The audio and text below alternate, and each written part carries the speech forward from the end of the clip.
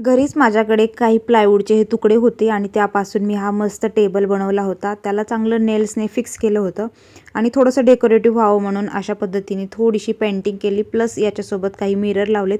एकदम मस्त आणि असा अट्रॅक्टिव्ह टेबल तयार झालेला आहे आणि मला तरी हा खूप जास्त आवडला आहे. तर आज मी बनवणार होते उत्तप्पे. तर त्यासाठी मला इथे कांदा आणि टोमॅटो कट करून घ्यायचा होता, पण त्यातला एक कांदा खराब झाला आणि एक जो होता तो व्यवस्थित असा पाहून कट करून घेतला.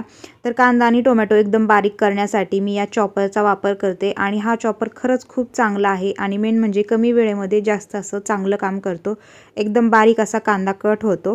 तर हे सगळं कांदा आणि टोमॅटोचं मिश्रण मी साईडला काढून घेतलं आणि त्यासोबत जे तांदूळ भिजत घातले होते त्या पाण्याचा वापर मी इथे मनी प्लांटमध्ये टाकण्यासाठी करते.